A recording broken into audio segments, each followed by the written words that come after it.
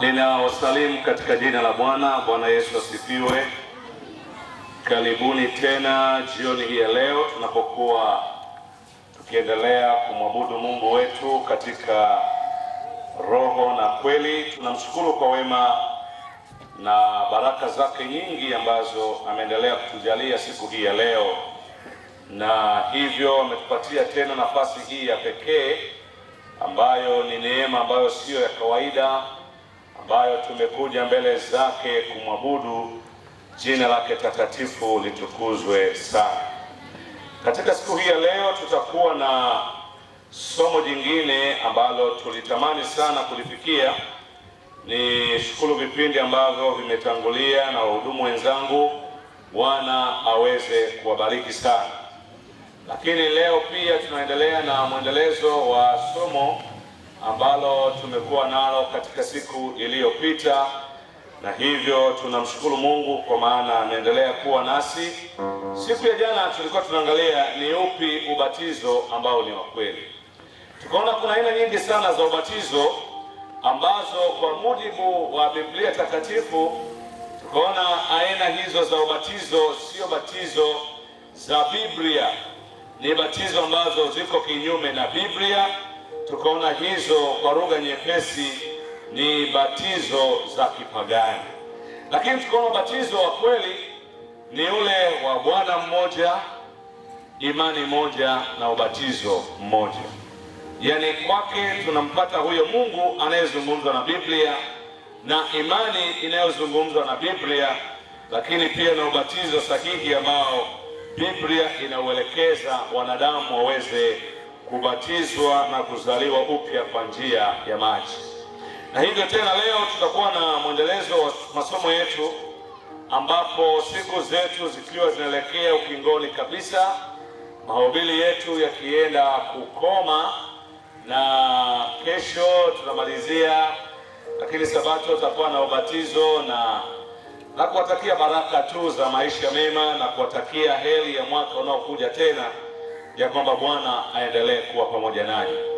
Lakini tutakapokuwa tukimaliza mikutano hii, kuna mahubiri mengine yatakao kuwa yanaendelea katika redio ya Morning Star.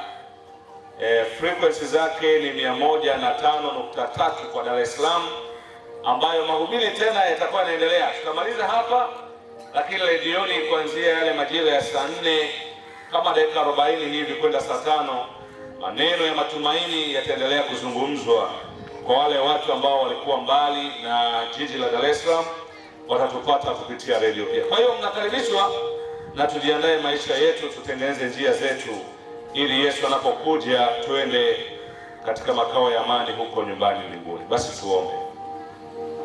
Yehova mtakatifu, Mungu wetu wa milele, tunaomba tena ukawe pamoja nasi kwa njia ya Roho Mtakatifu, ili yale tunaenda kujifunza na kufunua ukweli uliofichika tufundishe kwa jina la Yesu Kristo, amina. Kitabu cha Isaya sura ya 24 ile aya ya kwanza hadi ile aya ya 6. Isaya 24 aya ya kwanza hadi ile aya ya 6. Biblia inasema, Tazama, Bwana ameifanya dunia kuwa tupu. Bwana ameifanya dunia kuwa tupu. Ameifanya ukiwa, aipindua. Anasema dunia imefanywa ukiwa, imefanywa utupu. Ni kweli inaonekana ina watu, lakini Bwana ameifanya ukiwa, ameifanya utupu, ameipindua dunia hii. Kwa sababu gani? Tutaelewa kwa nini mambo haya yanatokea. Ndio na kuwatawanya wakao ndani yake. Amewatawanya wanaokaa ndani yake. Na itakuwa kama ilivyo hali ya watu. Anasema itakuwa itakavyokuwa hali ya watu, ndivyo itakavyokuwa hali ya kuhani. Itakavyokuwa hali ya kuhani. Kama ilivyo hali ya mtumwa, kama ilivyokuwa hali ya watumwa, ndivyo itakavyokuwa hali ya bwana wake. Itakuwa yani hali itakuwa ni moja, kwa sababu dunia hii imefanywa utupu na ukiwa. Hali itafanana, anayetoa mikopo na anayepokea mikopo hali zao ni sawa. Watumwa na watu walio huru hali zao ni sawa. Rukia mstari wa 3. Inasema ndio, dunia hii itafanywa tupu kabisa. Dunia itafanywa tupu kabisa na kuharibiwa kabisa. Itaharibiwa. Maana Bwana amenena neno hili. Ndio, dunia inaomboleza. Dunia inaomboleza. Inazimia. Dunia hii inaomboleza majanga na matukio yanayokuja katika ulimwengu huu. Wakuu wa ulimwengu, viongozi wakubwa wanahangaika, wanataabika, maana dunia hii inaomboleza, inataabika, inazimia, maana mambo yanayojia ulimwengu huu yanatisha na yanasikitisha. Ndio, ulimwengu unazofika. Anasema ulimwengu unazofika, unazimia kabisa. Watu wakuu wa dunia wanazofika. Anasema hata watu wakuu wa dunia wanashangaa kuona ulimwengu unakoelekea, wanashindwa kupata majibu. Ile aya 5 nasema. Aya 5. Tena dunia imetiwa unajisi kwa watu wanaoikaa. Sasa kumbe hii dunia tena haikubaki kuwa kuomboleza na kuzimia. Hata watu walioko ndani yake wameitia nini jamani? Wameitia unajisi. Ndio.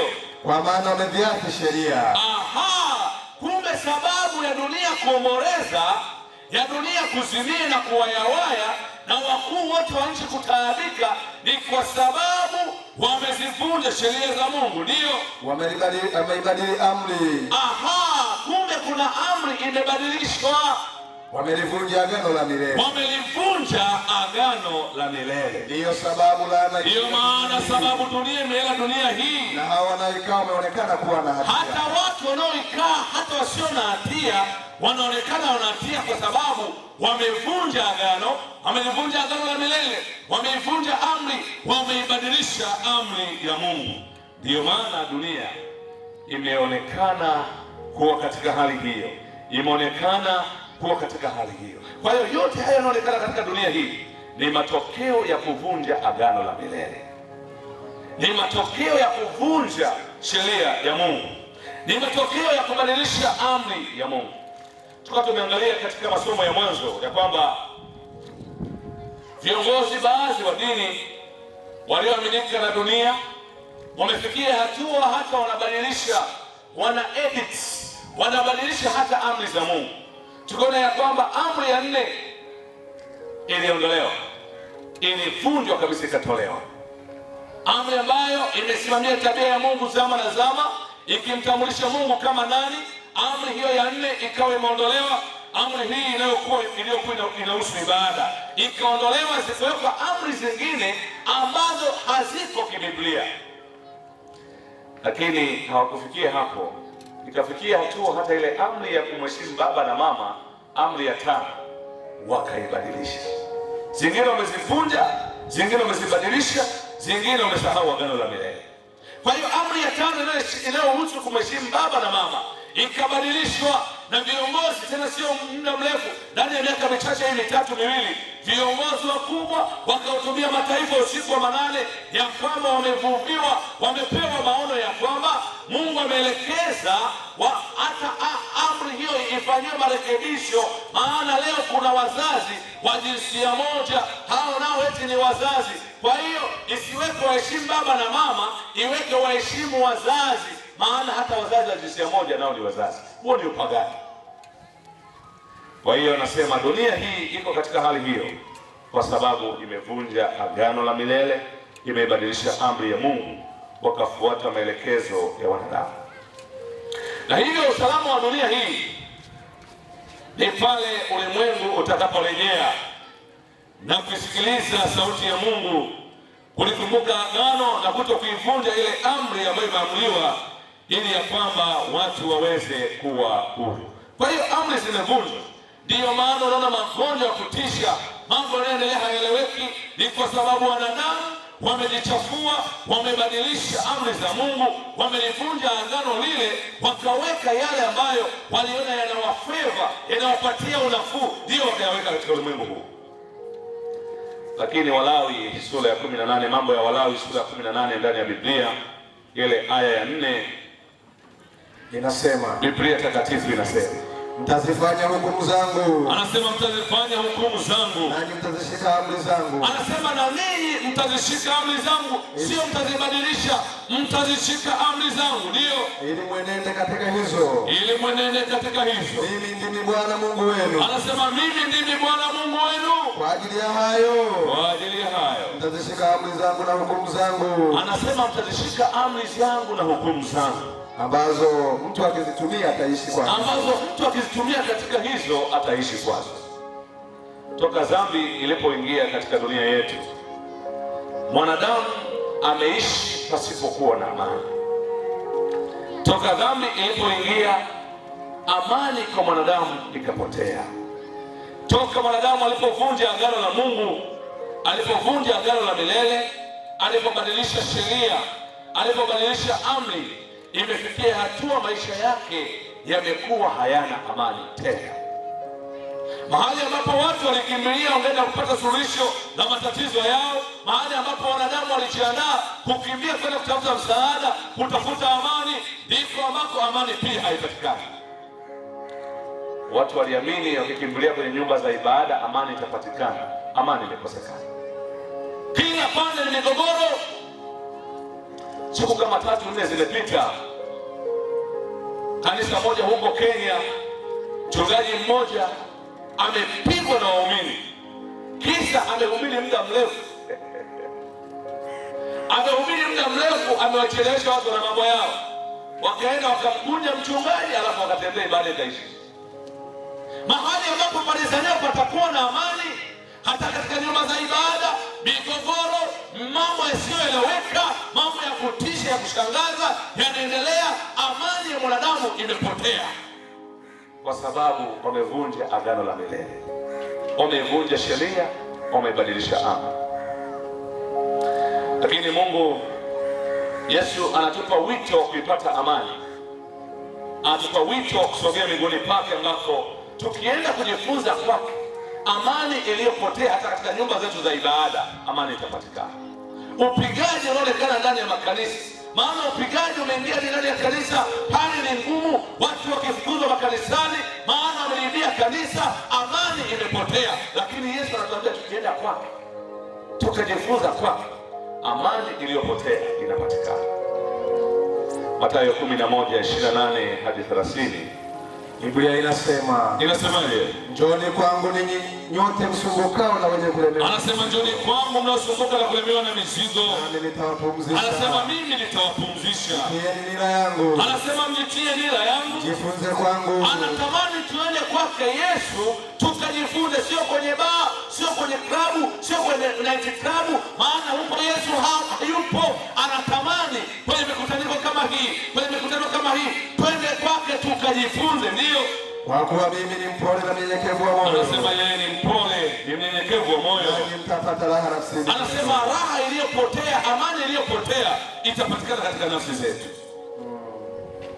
Watoto wangu wadogo, nawaandikia haya ili kwamba msitende dhambi. Anasema ametuandikia haya ili tusitende dhambi.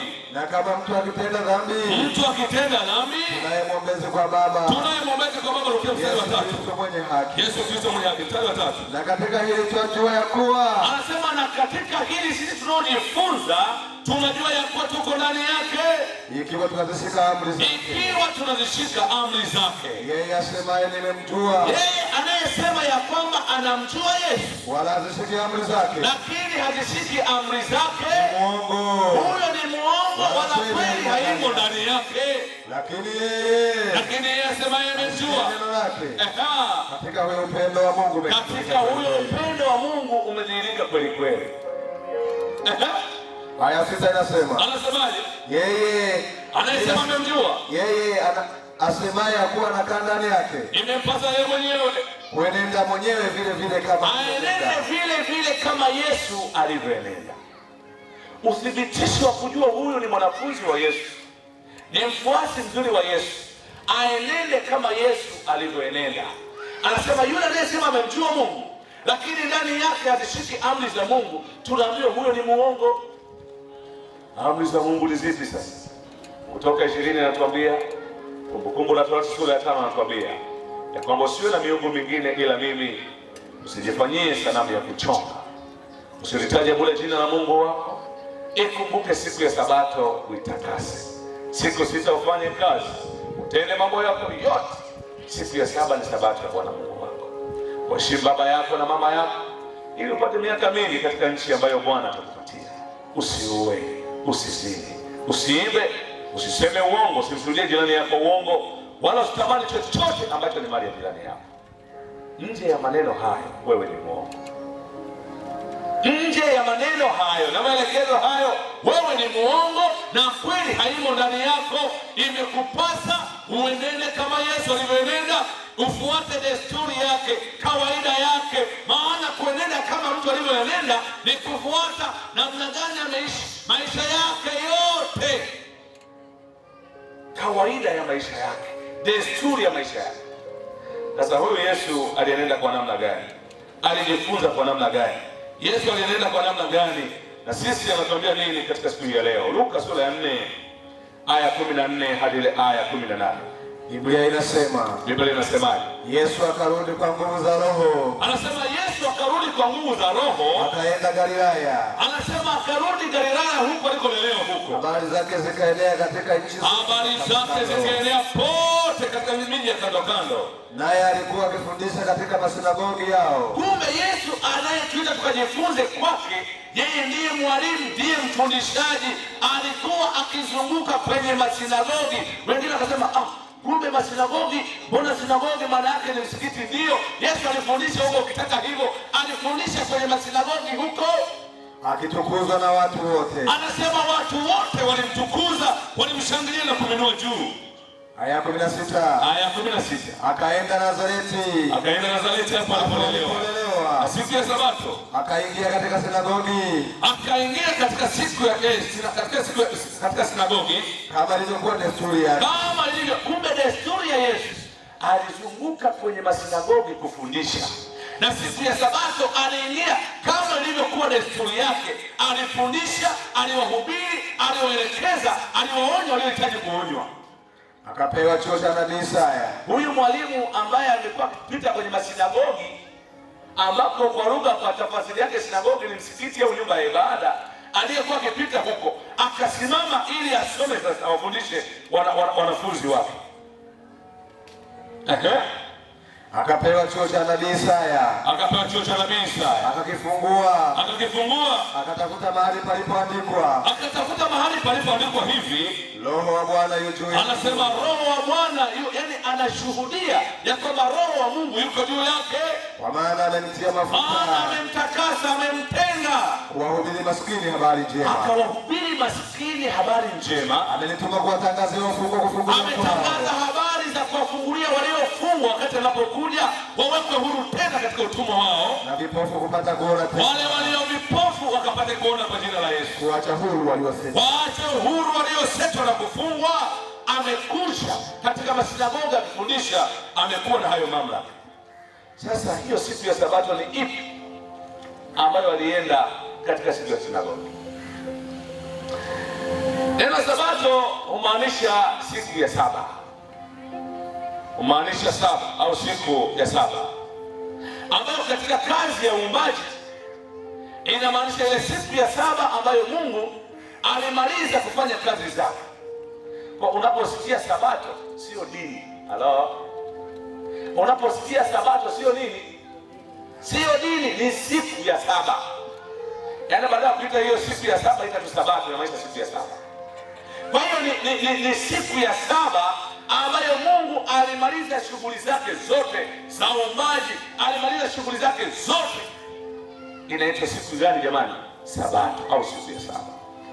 Kwa hiyo Biblia inatuambia kwamba siku ya saba Yesu akaenda Nazareti huko alikolelewa, na siku ya saba au siku ya Sabato akaingia kwenye sinagogi kama ilivyokuwa desturi yake. Yaani alikuwa anafanya hivyo katika maisha yake yote. Kumbe siku ya saba, desturi ya Yesu aliingia kwenye masinagogi. Sasa hiyo siku ya saba ambayo ametuelekeza tuikumbuke siku hii, maana katika juma la uumbaji anatokea siku hiyo ya saba ina mambo makubwa matatu ambayo ni ya pekee, hutayapata siku zingine. Ni kweli siku ziko sawa, zinafanana sawa, lakini siku ya saba ina tofauti na siku ya kwanza, ina tofauti na siku ya pili, ina tofauti na siku zingine. Siku ya saba ina upekee wake. Mwanzo 2:1-3. Biblia inasema basi mbingu na nchi zikamalizika. Anasema mbingu na nchi zikamalizika. Na jeshi lake lote. Na siku ya saba. Mungu alimaliza kazi yake yote aliyoifanya. Akastarehe siku ya saba. Akaacha kufanya kazi yake yote. Mungu akaibarikia siku ya saba. Mungu akaibarikia siku ya saba. Akaitakasa. Kumbe siku hiyo alistarehe, alibariki, alitakasa. Kumbe katika siku hiyo ukienda hata na uchafu wako unatakaswa, unabarikiwa, unastarehe. Bwana asifiwe. Akaagiza agano hili lidumu vizazi vyote, ili watoto wake wa kiume na wa kike waende katika siku hiyo. Baada ya kuchoshwa na shughuli zote za wiki nzima, ameonyesha mfano kama muumbaji. Waende katika siku hiyo wakatakaswe, wakabarikiwe, lakini wakapate kustarehe siku ya Sabato. Hata Paulo akasema katika Ibrania 4, anasema ya kwamba kwa maana amenena siku ya saba mahali fulani hivi, Mungu alistarehe siku ya saba, akaziacha kazi zake zote. Agano Jipya anamrejelea Mungu kazi yake ya uumbaji. Anasema ya kwamba kwa maana ameinena siku ya saba mahali fulani hivi, katika Mwanzo huko tulikosoma, Mungu alistarehe siku ya saba, akaziacha kazi zake zote. Yaani Mungu anaonyesha mfano kama muumbaji, kama mwokozi wetu, aliacha kazi zake zote. Sasa Mungu yeye amesema katika hiyo siku ya saba mambo gani yafanyike. Kwa muda wako utasoma kitabu kile cha Kumbukumbu la Torati sura ya 5 aya 12-15. Sisi tutakusomea ile Kutoka 28-11. Ngoja tusome hii Kumbukumbu la Torati. Hii Kutoka 28-11 utaisoma kwa muda wako. Torati 5:12-15. Ishike siku ya Sabato uitakase. Anasema ishike siku ya Sabato uitakase, kama Bwana Mungu wako alivyokuamuru. Anasema kumbe walitakiwa wafanye hivyo, maana walikuwa wameamriwa, wameelekezwa, wamekuwa commanded, wameelekeza, wameamriwa, wameelekezwa kufanya hivyo. Ndio siku sitafanya kazi. Siku sita ufanye kazi. Utende mambo yako yote. Siku ya saba. Lakini siku ya saba, Sabato ya Bwana Mungu wako. Anasema ni Sabato ya Bwana Mungu wako. Siku hiyo usifanye kazi yoyote. Sikiliza. Katika siku hii ya saba au siku ya Sabato. Sabato sio dini. Naomba mnielewe vizuri. Sabato sio dini. Sabato ni siku ya nini? Siku ya saba. Ninachoongelea hapa ni siku ya saba, sio dini. Halo? Kwa hiyo kama kuna dini imefanyika katika siku ya ngapi? Ya saba. Naomba mnielewe vizuri, msichanganyikiwe. Uko mbele mtanielewa vizuri kwa nini nasema. Kwa hiyo hii siku ya saba akaibariki, akawataka watu waishike. Unajua kuishika sio naomba ufanye hivi. Kuishika ni maelekezo ya kutekeleza. Anaendelea anasemaje? Wewe wala mwanao. Anasema siku hiyo usifanye kazi, wewe wala mwanao, wala binti yako, wala mtumwa wako, hata mtumwa aliye ndani ya malango yako, wala mjakazi wako, hata binti wa ndani usifanye kazi siku hiyo, wala ng'ombe wako, hata mifugo yako wasiende kufanya shughuli kule, ukaenda kuadhimisha huko, hata punda wako, wala mnyama wako yeyote, hata mnyama yeyote wa kwako wa kufugwa, wala mgeni aliye ndani ya malango yako. Hata mgeni aliyekutembelea siku hiyo usimwambie sasa kwa sababu wewe siku hii ya usali naomba ukafanye kibarua. Hata mgeni aliye ndani ya malango yako anatakiwa apumzike, abarikiwe, astarehe. Anasema ni siku pekee, siku zingine ni zenu, fanyeni zote, lakini naomba appointment siku moja, njoo siku ya Sabato tuzungumze. Acha acheni shughuli zenu zote, acheni mambo yenu yote, maana katika siku hiyo nitakuja kuwatembelea, niwatakase, niwabariki, lakini nitastarehe katika kazi zenu. Akasema, ikumbuke siku ya Sabato, itakase, siku sitafanya kazi. Utende mambo yako yote yanayokuhusu wewe, yatende yote, lakini siku ya saba ni Sabato ya Bwana Mungu wako. Siku hiyo usifanye kazi yoyote, wewe wala mwana wako wala binti yako wala mtumwa wako wala mjakazi wako wala mnyama wako wa kufuga wala mgeni aliye ndani ya malango yako. Maana kwa siku sita Bwana alifanya mbingu na nchi na bahari na vyote vilivyomo, akastarehe siku ya saba. Kwa hiyo Bwana akaibarikia siku ya Sabato, akaitakasa. Tafuta mahali popote kwenye Biblia, hutakuta Sabato nyingine, hutakuta siku nyingine iliyobarikiwa na kutakaswa isipokuwa siku ya saba, ambayo Mungu mwenyewe ameagiza vizazi na vizazi, karne na karne, mwanadamu alipoishi, amemwelekeza mwanadamu kufanya ibada katika siku hii ya saba, ambayo imetengwa kwa ajili ya wokovu, ya kutakaswa, ya kusafishwa, ya kubarikiwa na kutengwa, yani na kutakaswa, kubarikiwa. Ameitenga. Kwa hiyo hata Israeli walipoisahau, Mungu akawakumbusha tena wakiwa kule jangwani, akakumbusha agano lake na maagano yake ambayo walikuwa wameyavunja. Ndio maana Isaya akasema ya kwamba dunia hii kuomboleza huku na kuhangaika kote huku sio kwa jambo jingine, ni kwa sababu dunia imetiwa unajisi kwa watu wanaoikaa, kwa maana anasema ya kwamba maana wameziasi sheria, wameibadili amri, wameivunja agano la milele. Ndiyo maana laana imeila dunia hii, na hawa wakao wameonekana kuwa na hatia. Ndiyo sababu watu wanaoikaa dunia wameteketea. Watu waliosalia wakawa wachache sana. Watu waliosalia hata wakikumbuka maagizo haya, wachungaji wachache waliobakia wakifundisha haya, maana hayafevi upande wao, hayawatii moyo, maana yako kinyume na mafundisho yao, hawayazungumzi, wanaoyasema ni wachache, ili wasije wakakosa ugali. Ugali ni mbaya sana, tumbo ni mbaya mno. Tumbo hili lisije kwa lina shida. Watu sisi wana leo mambo mengi yanaonekana. Watu wameshindwa kufundisha kweli ya Mungu, kuwarejeshelea watu kwenye Biblia, waelewe Biblia inasema nini. Vitabu vitakatifu vinaelekeza nini katika masuala ya ibada. Wanadamu wamesahau, wameyaweka yote kando, wamesahau.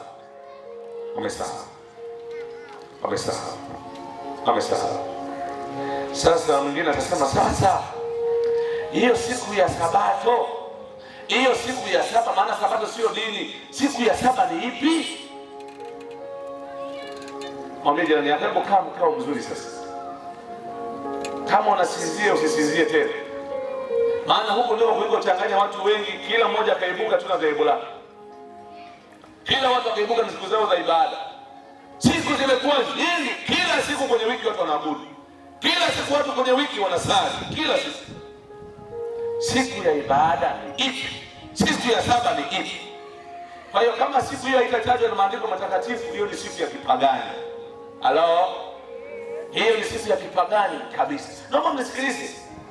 Mimi sitasema maneno yangu, tutasoma. Bwana sisi tutasoma. Ili uweze kufahamu siku ya Sabato, jambo la kwanza utaifahamu kwa mambo makubwa mawili. Jambo la kwanza, fuatilia historia ya dunia. Fuatilia historia ya dunia. Historia ya dunia kwa maana gani? Toka Yesu alipozaliwa ndipo miaka ikaanza kuhesabika hivi, si 2020, 2021.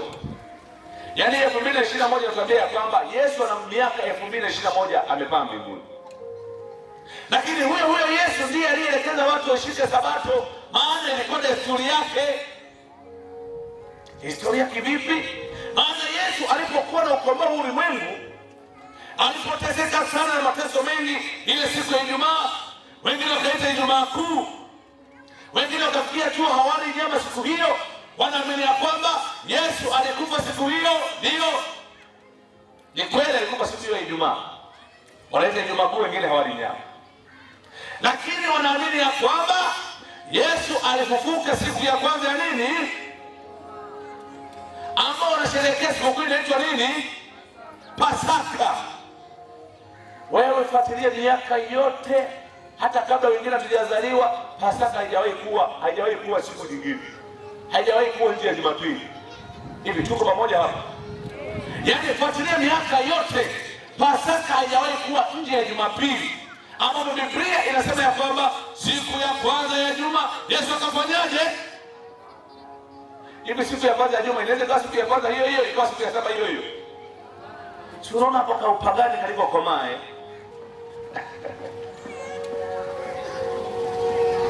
Kwa hiyo katika historia ya ukombozi wa dunia hii inatokea ya kwamba Pasaka zote Yesu alikufa Ijumaa, wanaita Ijumaa Kuu. Hawali hata nyama siku hiyo. Baadhi ya dini za Kikristo hawali nyama, hata ambao sio wa Kristo. Siku hiyo ya Pasaka wanafanya sherehe, wanasherehekea, maana Yesu alifufuka siku ya kwanza ya juma, ambayo ni Jumapili. Hiyo ni nyeupe kabisa, haibadiliki. Sasa kama siku ya kwanza ya juma ni Jumapili, ukirudi nyuma kabla ya siku ya kwanza ya juma, ukihesabu hizi wiki, unaona hapo kuna siku ziko saba. Kama hii Jumapili ndio siku ya kwanza ya juma, kwa maana siku hiyo ya nyuma yake ni siku ya saba. Maana hata Yesu alipokufa, utasoma kwa muda wako, soma kitabu cha Luka sura 23, wazee ule mstari wa 52 hadi 54. Tuambia Yesu alipokufa hiyo siku ya maandalio, Biblia ulitambua hawakuwa na mtakatifu kama leo. Inaitwa siku ya maandalio ya Sabato. Ilikuwa lini? Ilikuwa Ijumaa. Kama leo kesho ni siku ya maandalio ya Sabato, maana siku itakayofuata ni Sabato. Hawakutakiwa kufanya chochote, hasa kufanya jambo la aina yoyote. Ilikuwa ni siku ya kustarehe, kumshangilia Bwana, kusikiliza maneno ya Bwana na maelekezo ya Mungu anayotamani kuwatendea. Jambo la pili la kuelewa juu ya Sabato ni siku gani? Ni maandiko matakatifu, vitabu vinavyoamriwa, vinavyoaminiwa kwa mafundisho, Biblia pamoja na Qur'ani tukufu. Vitabu hivi ndivyo vinavyoweza kukwambia kweli yote, vinavyoweza kukuhekimisha na kukwambia direct kwamba Sabato ni lini, siku ya saba ni ipi ya ibada. Kwa hiyo vitabu hivi vinaifunua kweli ya Mungu. Nje ya hapa, hizo zingine za kipagani kabisa, maana ziko ndani ya vitabu hivi. Sasa tuangalie ndugu zetu wa umma wa Mtume Muhammad sallallahu alaihi wasallam, Qur'ani tukufu yenyewe inasemaje juu ya siku ya saba? Siku ya saba ni ipi?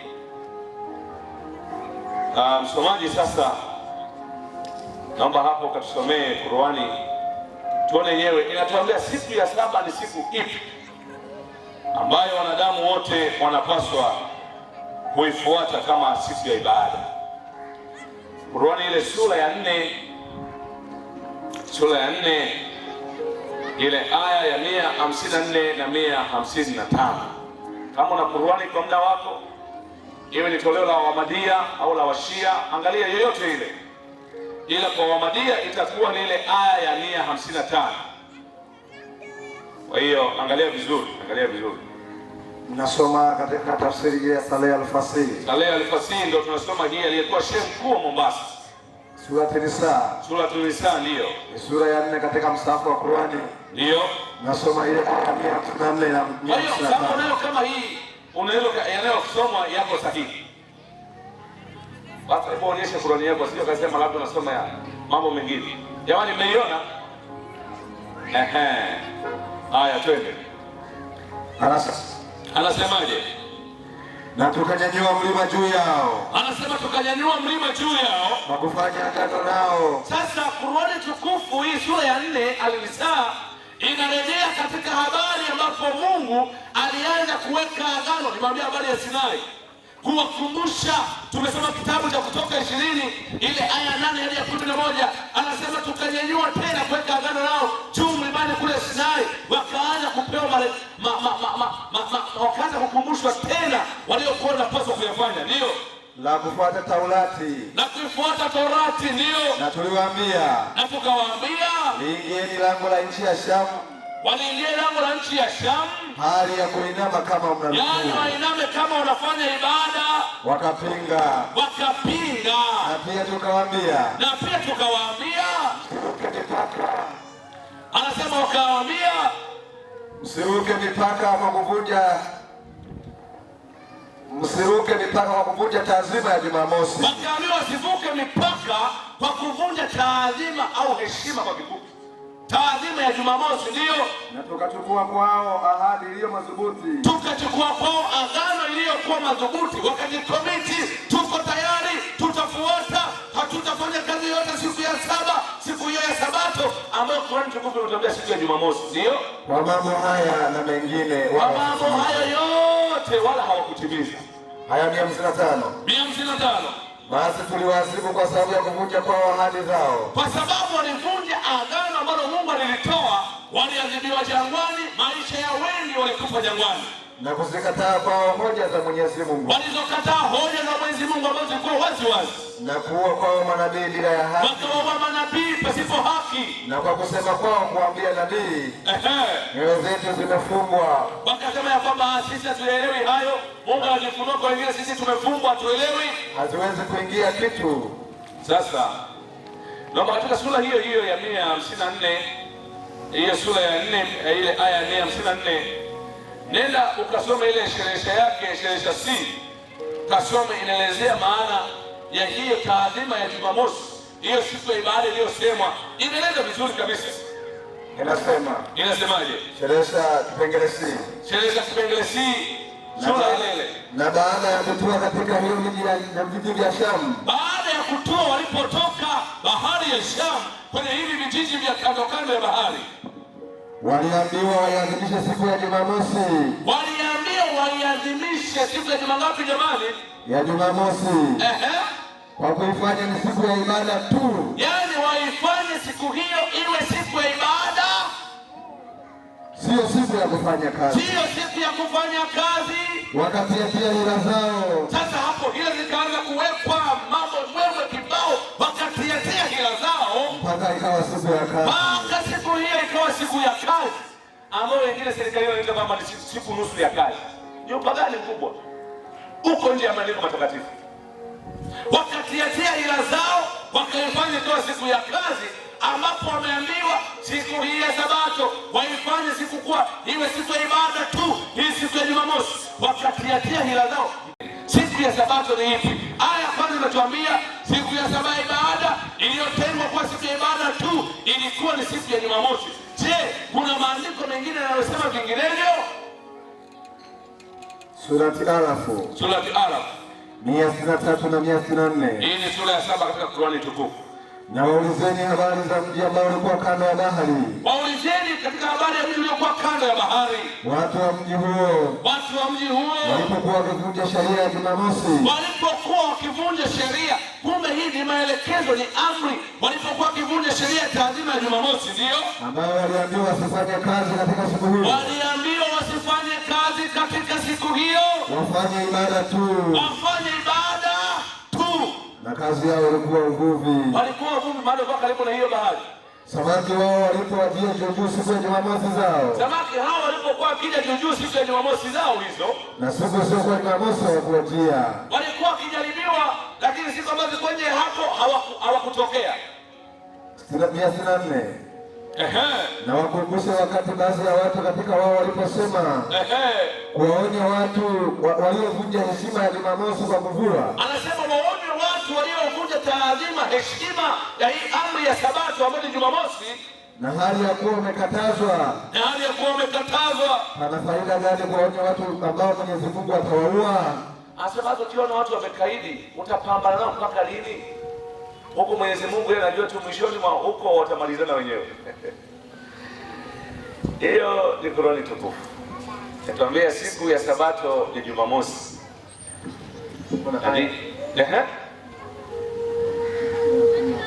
Kwa hiyo anaendelea kusemaje?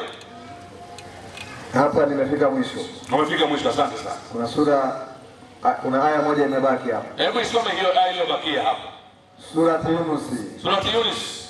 Ile aya ya 15. Hii ni sura ya 10 katika mstari wa Qur'ani. Sawa sawa.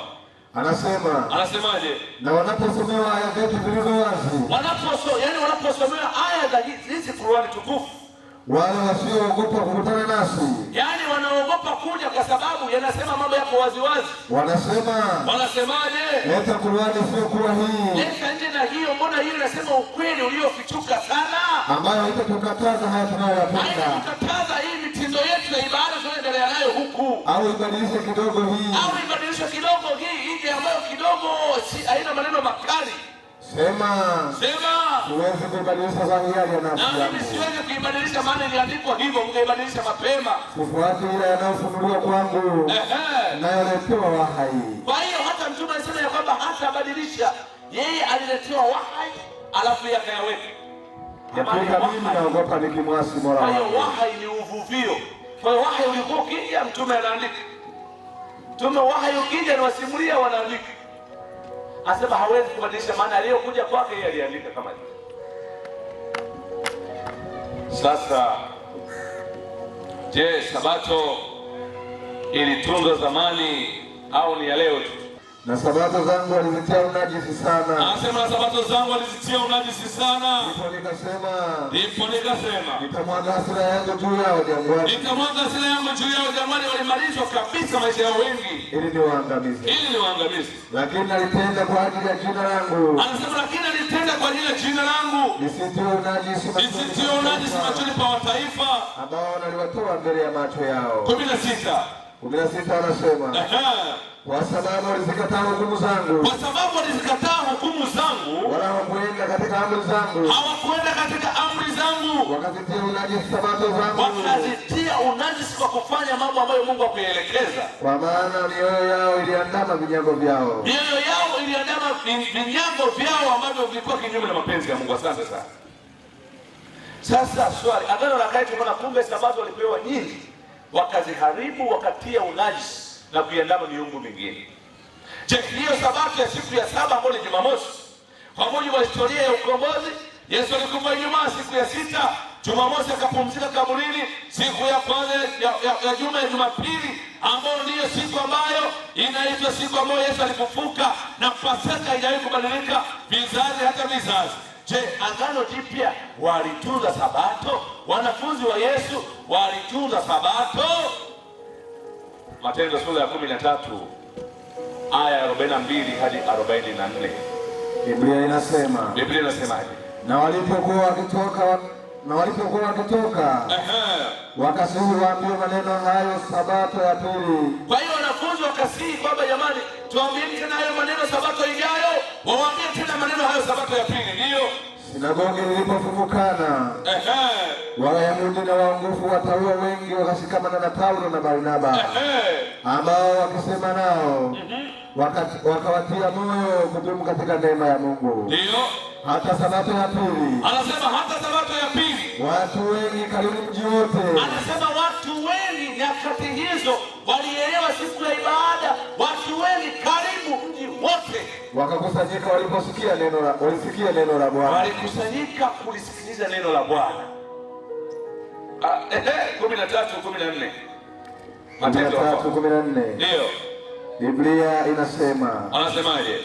Lakini wao wakatoka Perge, wakapita katika nchi ya Antiokia, wakafika Antiokia, mji wa Pisidia. Sawa. Wakaingia katika sinagogi siku ya Sabato. Anasema ukaingia katika sinagogi siku ya 7 au siku ya Sabato. Wakaingia. Hawa wanafunzi nao walikuwa na desturi hiyo, maana Yesu desturi yake ilikuwa hivyo. Hii Sabato ni ishara ya nini sasa? Ezekiel 20:19 na 20. Ezekiel 20 aya ya 19 na 20. Biblia inasema, mimi ni Bwana Mungu wenu. Enendeni katika amri zangu. Anasema enendeni katika amri zangu. Mkazishike hukumu zangu na kuzitenda. Zitakaseni Sabato zangu. Anasema zitakaseni Sabato zangu. utakuwa ishara kati ya mimi na ninyi. Kumbe Sabato ni ishara kati ya mwanadamu na Mungu, mpate kujua ya kuwa mimi ndimi Bwana ni kumbe yeye anatupatia ishara hii kama sehemu ya kufanyia utakaso. Bwana asifiwe. Siku hii ya saba, Sabato, Jumamosi. Kutoka 31:13 Biblia inasema, ndio, kisha nena wewe na wana wa Israeli. Sasa Mungu anamwelekeza Musa akanene yeye na wana wa Israeli na kuambia, ukawaambie, hakika mtazishika sabato zangu. Anasema mtazishika sabato zangu, kwa kuwa ni ishara kati ya mimi na ninyi, ishara ya Mungu na wanadamu aliowaumba katika vizazi vyenu vyote. Anasema ni ishara katika vizazi vyao vyote. Kwani vizazi vimeisha leo? Kwa hiyo ni ishara ya vizazi vyote, ili mpate kujua ya kuwa mimi ndimi Bwana. Tupate kujua kwamba Bwana, mpate kujua kuwa mimi ndimi Bwana niwatakasaye ninyi. Ndio. Basi mtaishika hiyo sabato. Anasema mtaishika hiyo sabato. Na kwa kuwa ni takatifu kwenu. Kwa kuwa ni takatifu kwenu. Kila mtu atakayetia unajisi, siku hiyo, hakika yake atauawa. Hakika atauawa. Kwa kuwa kila mtu afanyaye kazi katika siku hiyo, nafsi hiyo itakatiliwa mbali na watu wake. Nafsi yake haitapaswa kuishi tena. Kazi itafanywa siku 6. Kazi itafanywa siku 6. Lakini siku ya 7, ni sabato ya kustarehe kabisa. Takatifu kwa Bwana. Kila mtu atakayefanya kazi siku hiyo, hakika yake atauawa. Hebu tulia hapo kwanza. Sasa sabato ilishia msalabani au ni nini? Tumeokolewa kwa neema, hatuko chini ya sheria. Tumeokolewa kwa neema, hatuko chini ya sheria. Wewe neema hiyo unaijua au unaropoka? Hata mbwembwe bwana. Ukiona mtu anasema ameokolewa kwa neema, anayekataa sheria za Mungu, huyo anakwepa sabato, maana itamwambia huku aliko sio mahali sahihi. Sasa kama sheria zilishia msalabani, nenda kazini na mke wa jirani yako. Yaani kaambia tu jirani yako, maana nataka nichukue ile goma lako hili, nataka nikalale naye leo. Sasa utaona ya kwamba kumbe watu walishasomea vitu vya muda mrefu. Tena nenda kwa Mkuria. Anakuketa siku hiyo hiyo. Au nenda benki, maana sheria zimesha msalabani, nenda benki. Usiseme nimekutuma. Nenda kakuta watu ambao amedraw pesa hapo, beba hapo. Ama usiniguse, sheria zimesha msalabani, sijaiba, nimejichukulia. Utaona watakupiga kipondo hadi sura yako itabadilika, itakuwa kama ya mjomba. Na wajomba tunaonea kweli kweli. Ila wajomba tuna sura nzuri, Bwana asifiwe. Sura nzuri wajomba. Je, sabato imeishia msalabani? Maana maneno ni mengi. Sheria imeishia msalabani. Tunaokolewa kwa neema. Neema gani? Acha wewe wewe. Waambie kwamba jamani, siku ya ibada sahihi ya Biblia na Qur'an tukufu ni Jumamosi. Huku kwingine tunapiga na mambo yetu mengine. Hebu kutoka 31 anzia mstari 12 hadi 16. Je, sabato ilishia msalabani au hii inaendelea mpaka Yesu anakuja? 31 aya 12 hadi 16. Bwana akasema na Musa na kumwambia, ndio, kisha nena wewe na wana wa Israeli. Nena na wana wa Israeli. Na kuambia, ukawaambia hivi, hakika mtazishika sabato zangu. Hakika watazishika sabato zangu. Kwa kuwa ni ishara kati ya mimi. Hizo ni ishara kati ya mimi na wao, natamani niwatakase kila Jumaa. Katika vizazi vyenu vyote. Katika vizazi vyao vyote. Ndio. Ili mpate kujua ya kuwa mimi ndimi Bwana. Mpate kujua kwa mimi ni Bwana Mungu niwatakasaye. Basi mtaishika hiyo sabato. Anasema mtaishika hiyo sabato kwa uangalifu sana, msifanye mambo yenu. Kwa kuwa ni takatifu kwenu. Hiyo ni takatifu, inawafanya kutakaswa. Kila mtu atakayetia unajisi siku hiyo, hakika yake atauawa. Huyo atapaswa kuuawa. Kwa kuwa kila mtu afanyaye kazi katika siku hiyo, anayefanya kazi katika siku hiyo, nafsi hiyo itakatiliwa mbali na watu. Itakatiliwa mbali, hatapaswa kuishi tena. Kazi itafanywa siku 6. Lakini siku ya 7. Ni sabato ya kustarehe kabisa. Takatifu kwa Bwana. Kila mtu atakayefanya kazi yoyote katika siku ya sabato, hakika yake atauawa. Yaani leo hatufi kwa sababu neema ya Mungu imekuwa nyingi. Ameendelea kukawia ili tufahamu kweli aweze kutuokoa.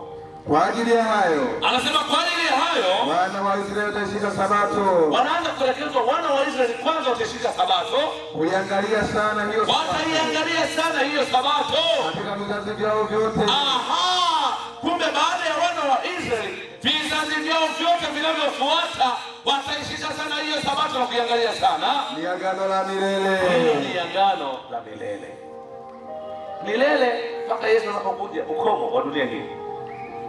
Kwa hiyo acheni mwembe viongozi na wachungaji wenzangu, mapadri na maaskofu mnaonisikiliza. Acheni mwembe bwana. Waambieni watu ukweli. Wafungulieni maandiko, wapeni uthibitisho ya kwamba kwa kweli Biblia inasema hivi. Sisi tumeamua kufanya hivi kwa moja, mbili, tatu. Na siku ya kesho usikose. Tutaangalia ni nani waliobadilisha siku sahihi ya ibada. Nitawaletea maneno yao walioandika wenyewe, uthibitisho ni kina nani waliobadilisha siku ya ibada. Kwa hiyo usipange kukosa. Mambo haya tunaambiana ukweli kabisa, black and white. Waambie watu ukweli, wabaki wenyewe tu. Sabato ni agano la milele. Hata katika mji mpya sheria ya Mungu itaandikwa katika mioyo ya watu wake. Sabato itakuwa katika mioyo ya watu wake. Hawatakumbushwa tena, jamani, Sabato inakaribia. Wataelewa maana sheria za Mungu, maelekezo ya Mungu itakuwa katika mioyo yao. Yeremia anatuambia hivyo. Yeremia 31 hadi 34. Biblia inasemaje? Angalia siku zinakuja. Anasema angalia siku zinakuja. Anasema Bwana huyu. Atakapofanya agano jipya na nyumba. Atafanya agano jipya katika nyumba ya Israeli. Na nyumba ya Yuda. Si kwa mfano wa agano lile. Sio kwa mfano ambao wana wa Israeli walikuja jangwani. Katika siku ile nilipowashika mkono. Sawa. Ili kuwatoa katika nchi ya Misri. Ambalo agano langu hilo walilivunja. Hilo agano lenyewe walilivunja. Ingawa nilikuwa mume kwao. Mimi nilikuwa kama mume wao, nikiwaangalia na kuwatunza sana. Bali agano hili ndilo nitakalofanya. Anasema agano hili ndilo nitakalofanya tena katika makao mapya. Na nyumba ya Israeli. Baada ya siku zile. Baada ya siku zote za dunia hiyo utakaokuwa umekombolewa, ndio. Nitatia sheria yangu ndani yao. Anasema sheria yake ataitia ndani ya mioyo yetu. Na katika mioyo yao nitaiandika. Anasema na katika mioyo yao nitaiandika. Na nitakuwa Mungu wao. Anasema nitakuwa Mungu wao. Na wao watakuwa watu wangu. Pia watakuwa watu wangu. Hilo ndio neno la Bwana. Anaahidi. Aya 34. Wala hawatamfundisha kila mtu jirani yake. Hawakutakuona haja ya kufundishana tena mtu na jirani yake. Na kila mtu ndugu yake. Haitakuwepo. Wakisema mjue Bwana. Wakisema wewe mjue Bwana, njoo. Wote. Anasema wote watamjua. Aliye mtoto miongoni mwao. Aliye mdogo miongoni mwao. Hata aliye mzee mtu mkubwa miongoni mwao. Anasema Bwana wa majeshi. Hata katika nchi mpya inayokuja Sabato itakuwepo. Hata katika makao ya amani, katika Zayuni mji unaokuja, anasema ya kwamba hata Sabato pia itakuwepo. Kitabu kile cha Isaya 66 aya yetu ya mwisho sisi tunakwenda kuomba. Katika mji mpya Yerusalemu inayokuja, kama unatamani kwenda mbinguni, anza kufanya maandalizi sasa ya kushika Sabato. Maana haitakusumbua, haitakutesa. Unajua kuna watu wengine wanajitesa, akisikia mambo Sabato anapata kichefu kama na mimba hivi. Sasa kichefu cha nini? Mimi mwenyewe sikuishika hii Sabato miaka iliyopita. Nilikuwa huko, nilikuwa nimepanga kuwa huko. Lakini siku nuru hii iliponifunukia, niliacha yote, nikaacha maslahi yote, nikaacha ahadi zote nilizopewa, nikaamua kumfuata Mungu wa kweli. Huyu Mungu anaposema acha kusikia kichefuchefu, hata mimi nilikuwa nasikia kichefuchefu. Ukisikia unatamani sika kama uangate wote neno, lakini tutafanyaje? Sisi wenyewe hatujaandika, sisi yameandika. Vitabu hivi vitakatifu vimeandika. Tunaviamini kwa mafundisho. Vitabu hivi vimeandika.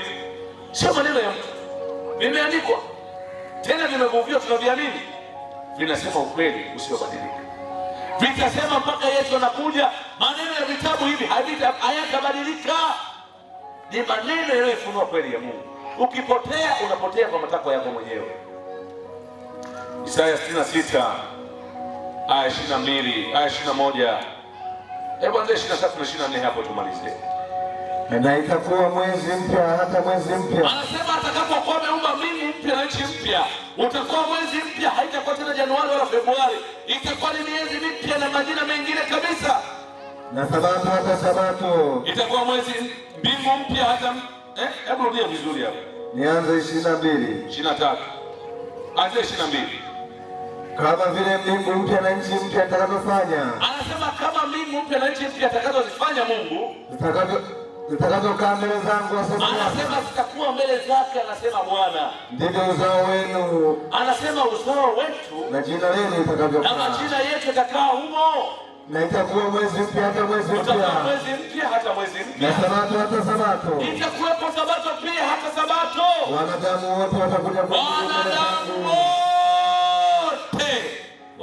kuabudu mbele zangu, asema Bwana. Wataenda kuabudu mbele zake, asema Bwana. Sasa wewe kama ni mwanadamu, sabato inakuhusu. Ila wewe kama ni mnyama au ni mbuzi au ni kunguni, hii haimuhusu wewe, endelea na maisha mengine. Lakini kama wewe ni mwanadamu, hata katika makao ya amani, sabato itadumu kuwepo. Sabato itadumu kuwepo. Wapenzi wa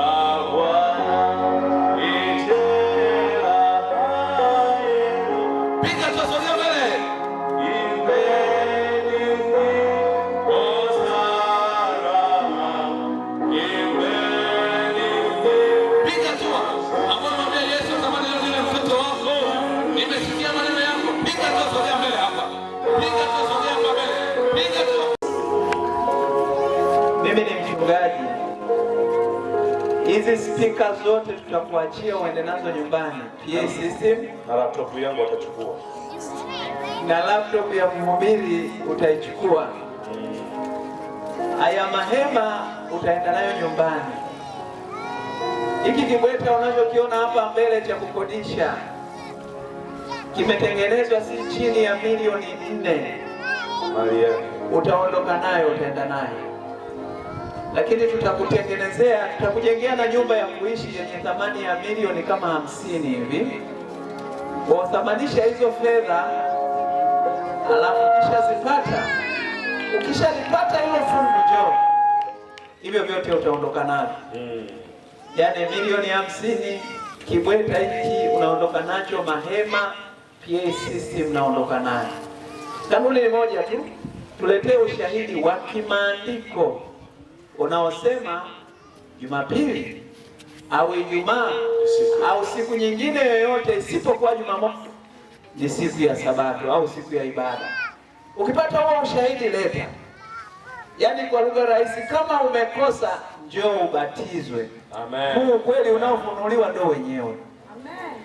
Mimi sio mjinga nijiamini kutoa milioni 50 wakati najua ukweli ni upi. Ila ukitafuta leta. Ninaongea na wewe ambaye unasitasita kuja mbele. Sogea, ukweli ndio huu. Biblia imefunuliwa, siku ya Sabato ndio siku ya saba. Ndio siku ya ibada. Haipo nyingine. Ila nyingine ni bandia, na aliyeleta bandia tumeambiwa kesho tutajifunza ni nani. Bwana wabariki sana. Sasa tunaenda kuomba. Kama una rafiki yako anaumwa, yuko mahali fulani, ninapoomba utakuwa unataja jina lake kimoyomoyo, hata jirani asisikie. Ikiwa wewe mwenyewe unaumwa, utataja mimi ninaumwa kitu fulani kimoyomoyo, hata jirani asisikie. Ikiwa unatamani kumwombea baraka mtu fulani, basi utaomba kimoyomoyo, hata jirani asisikie. Tutafunga macho kwa dakika moja, omba kimoyomoyo hata jirani asisikie, alafu mimi nitaendelea kuomba. Funga macho mahali ulipo tupate kuomba.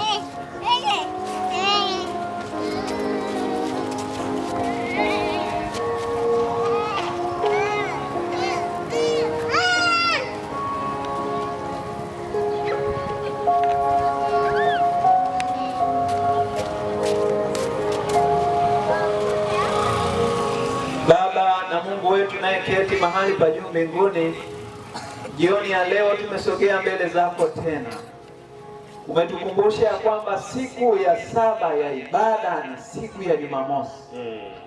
Qur'ani imeeleza hivyo na Biblia takatifu imeeleza hivyo, na sisi kama wanadamu tuko tayari kutii maagizo yako. Na udhihirisho wa wazi hapa mbele, wapo watu waliojitoa kwamba wako tayari kubatizwa na wapo tayari kutii maandiko matakatifu, kutunza siku ya saba, yaani Jumamosi. Nasi tunawaweka miguuni pako. Kwanza ninaomba uweze kuwabariki, lakini pia ninaomba wajaze Roho wako Mtakatifu atulie ndani yao, ili waweze kuelewa zaidi ya hiki walichokielewa siku ya leo. Lakini zaidi ya yote ninaomba baraka kwa ajili ya familia zao na shughuli zao wanazozifanya zikabarikiwe. Hapa katikati yetu kuna mtu mmoja ana sita. Ninakuomba wewe unayesita, pita mbele. Muda wa kupita mbele umefika, pita mbele, usiogope. Pita mbele, sogea mbele kama bado una sita. Yupo mmoja ana sita, Yesu ninaomba umsaidie. Naye ulimfia msalabani, anahitaji kuokolewa. Anapopita mbele, ninaomba baraka zako ziendelee kuwa pamoja naye. Amen. Yupo mtu mmoja hapa ameugua kwa muda mrefu sana, na siku ya leo yuko katika mkutano hili. Yesu muumbaji wa mbingu na nchi, uliyemuumba hata huyu naye, kwa kufika hapa katika mkutano huu aweze kupokea baraka zako, apone kwa jina la Yesu Kristo. Yupo mmoja hapa ameteswa kwa nguvu za giza kwa muda mrefu, na leo ameshiriki mkutano jioni ya leo. Kwa kufika kwake hapa, nguvu za giza tunazikemea kwa jina la Yesu Kristo. Mapepo tunayakemea kwa aina zake kwa jina la Yesu Kristo. Tunaomba uweze kumweka huru. Yupo mmoja amemwombea rafiki yake mmoja, yuko mahali fulani, amemwombea mzazi wake, amemwombea mtoto wake. Maombi yaliyoombwa kimoyomoyo, ninaomba uweze kuwatendea watoto wako sawasawa na uhitaji wao. Asante kwa kuwa wewe ni Mungu mwaminifu. Kwa vile umetusikia, tunaomba baraka zako ziendelee kuwa pamoja nasi sote, pamoja na majirani wapokee baraka hizo, lakini hata viongozi wa serikali wapokee baraka hizo. Amen. Tunaomba amani na utulivu katika nchi yetu, na tunaomba hata janga la korona nalo lipotee katika ulimwengu wa Tanzania. Amen. Asante kwa kuwa wewe ni Mungu mwaminifu. Tunaomba tukiamini utatutendea makubwa hata zaidi ya tuliyoomba, katika jina lako Yesu. Amen. Amen. Amen. Bwana awabariki sana jioni ya leo. Wale ambao walijitoa kwa ubatizo, tutasogea upande huu, mtaongozana na Pastor Lucky hapo, tutamfuata pastor hapo, wengine tuketi, wale wenyeji wa mikutano hii. Nipende kuwashukuru sana. Mungu wa mbinguni awabariki. Bwana awaangazie nuru za uso wake. Bwana watunze katika usiku huu wa leo. Napokuja tena kusikiliza sauti yake katika siku inayokuja, kuelewa ni nani au ni nani, kina nani waliobadilisha siku ya ibada. Bwana wabariki, muwe na usiku mwema. Karibuni tena.